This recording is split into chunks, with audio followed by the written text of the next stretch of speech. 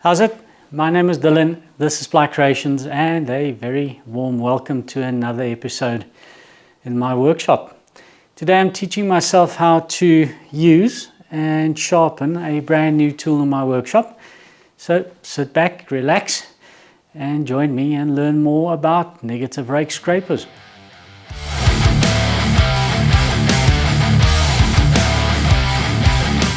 So what is a negative rake scraper anyway? I can tell you this isn't one of them.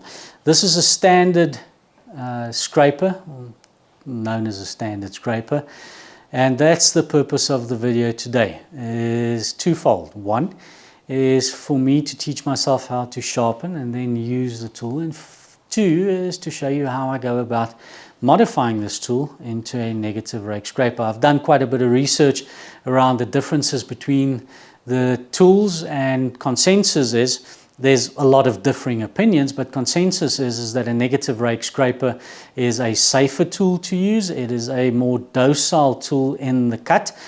Of that I can attest personally.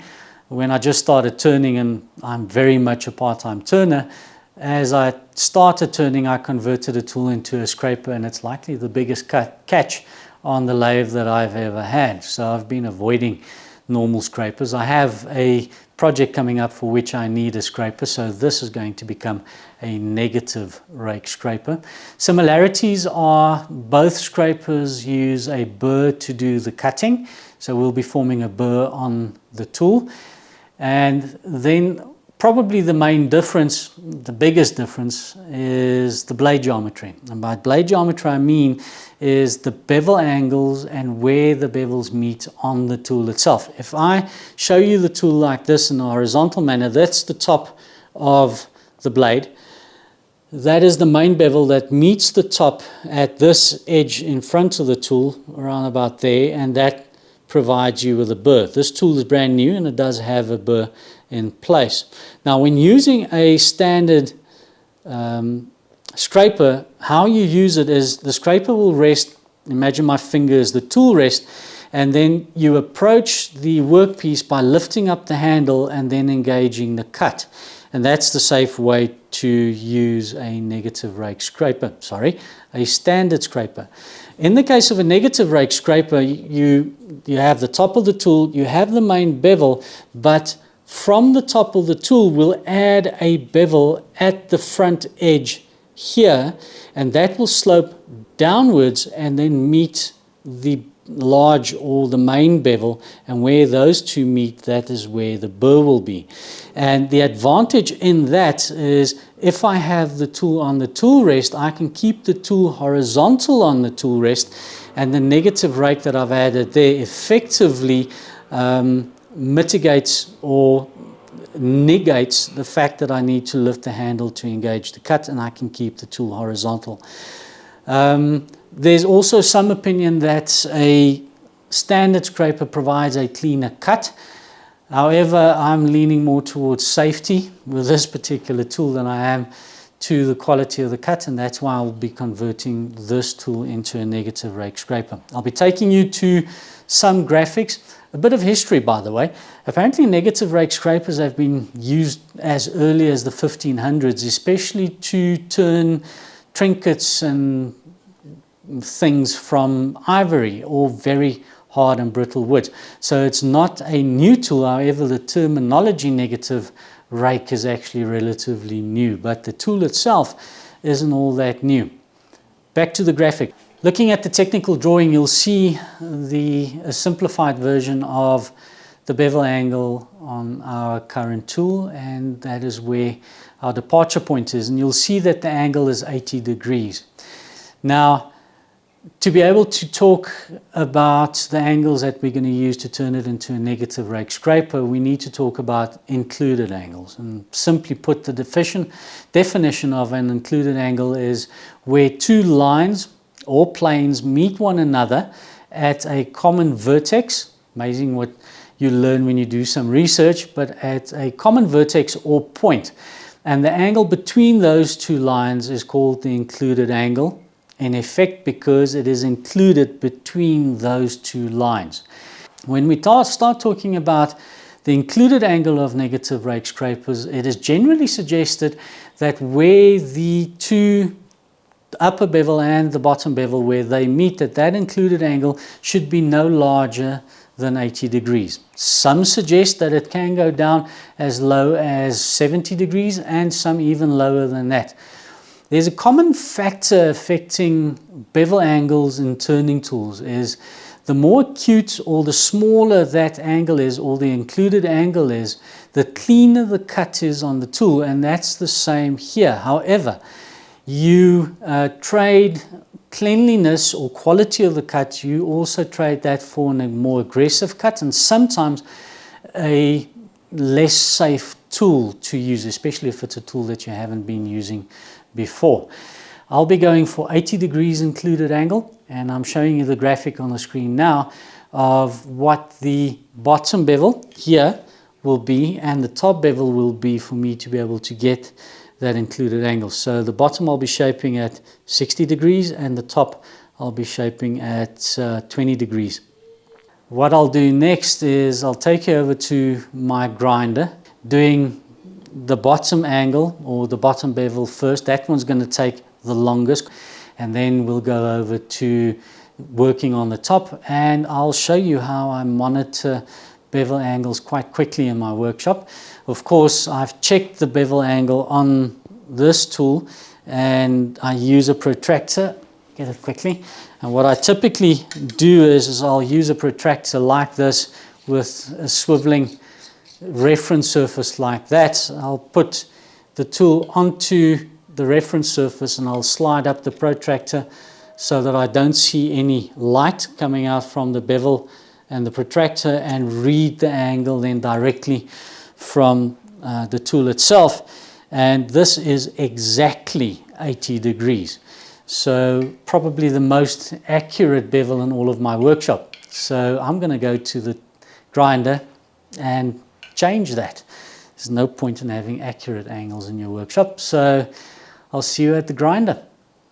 How I find the bevel is I will take the tool rest on my grinder and set it to what I think is close to the angle I'm looking for. I will take my protractor, this one again, I'll set it, and it's got a little tightening knob at the bottom there, and I'll set it at the angle I'm looking for.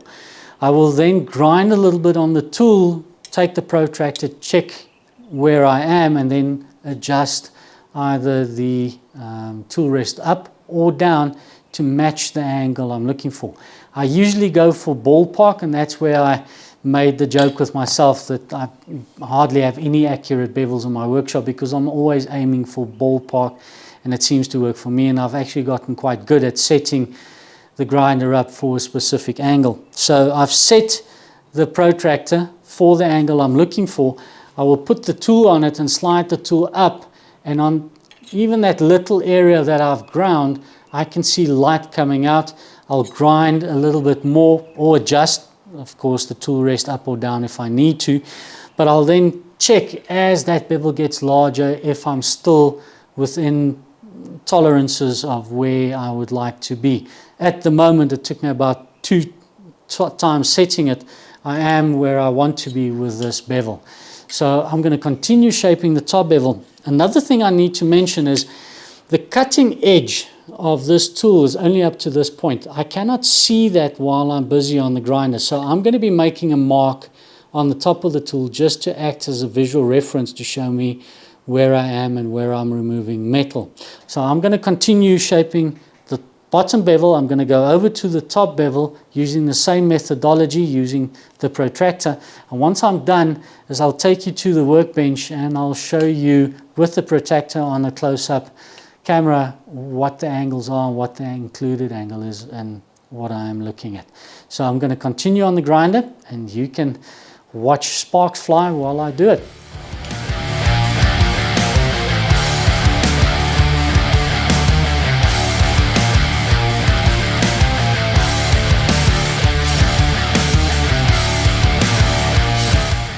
So the tool is shaped, sharpened and tested. I wanted to do a test.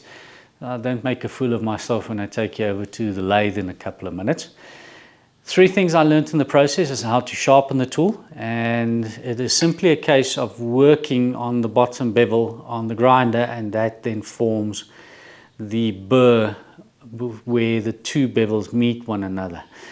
The second thing I learned was that the burr doesn't last very long in use. If you do any research around scrapers, common consensus is that is the case. I just didn't realize how quickly the burr works down, and that you need to go back and sharpen. Not too much of an issue, you just quickly work the bottom bevel, and I'll show you at the grinder how I sharpen it. Then the third thing is pay attention in your workshop. After I switched off my grinder and it was running down, I put my finger on the corner accidentally on the corner of my CBN wheel and got a nasty cut for my trouble. So again, you need to pay attention in your workshop, especially if you're filming something and you're more interested in your video than what's actually happening. So lesson learned, but I'll be taking you to the workbench. I want to show you a close-up of what we ended up with, what the angles are. Didn't end up exactly with 80 degrees, but rather a little bit less than that. We are aiming for less than 80 degrees, and as I mentioned earlier, ballpark for me is good enough. And I'll quickly then show you how to sharpen and then go over to the lathe where we will finally get to making some shavings. So I'll see you at the bench. At the bench, and let's quickly have a look at the bevels that we've generated or created. The top one, nice glint on it, and I have shaped it all the way around up to the point where my index finger is. The bottom bevel, you can see that nice and wide there, and I don't know if you can see that on the camera, but with a black marker I've marked where the burr is situated, where these two bevels meet, and that is what does the cutting. If we look at the tool using the Protractor, line one bevel up to the bottom and then bring the tool around until the upper bevel meets up. Not exactly sure if you'll see this on the camera, but we've hit about 78 degrees, which is for me close enough to the 80 degree mark, or the 80 degree and less mark that we wanted to hit. I'll take you over to the grinder, quickly show you how to sharpen the tool, and then we can get to making shavings. We're at my grinder and we'll be sharpening the tool on my CBN wheel. That is the one that got me. Before we start up the grinder and actually sharpen the tool, it's always a good idea to practice the motions that you'll be using to sharpen a tool, especially if you're not familiar with the tool, a few times with the grinder off, just to get used to the motions that you'll be using to move the tool on the support. Another point to remain cognizant of, as you bring the tool around, you'll notice that at my left hand, if I bring the tool around, I risk pushing the handle into the far wheel of my grinder. So do be careful that you remain aware of where the tool is in relation to the grinder. So I'm going to fire up the grinder and show you how easy it is to sharpen the tool.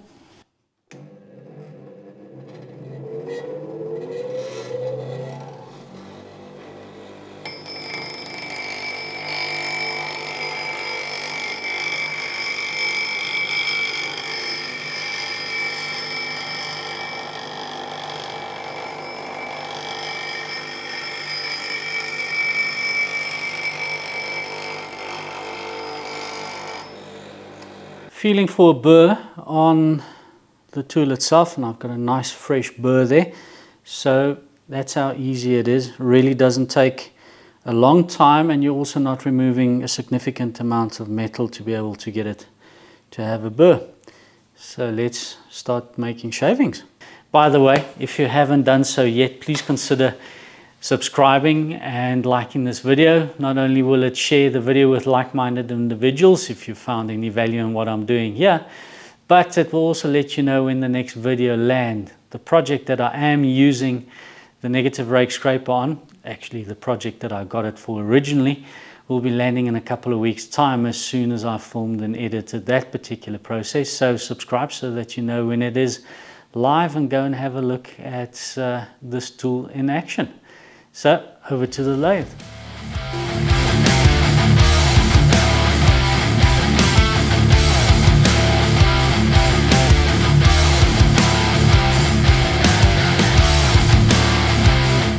That's it, new tool set up and sharpened for use at the lathe. As you can see on the test, or could see at the test, it works really well. It leaves a decent surface. And that brings us to the end of another edition of PlyCreations. Thank you so much for joining me in my workshop. It was an honor and a privilege to have you here with me. Be careful in your own workshop, especially when working with power tools. Grinders do bite, so do be careful. I'm leaving the link to my website on the screen. Go around there, have a look at what we do. If you haven't done so, subscribe please, so you can see when the next video lands of the project I'm working on for a special customer. So until I see you again, hope you have a good one. Be safe and cheers.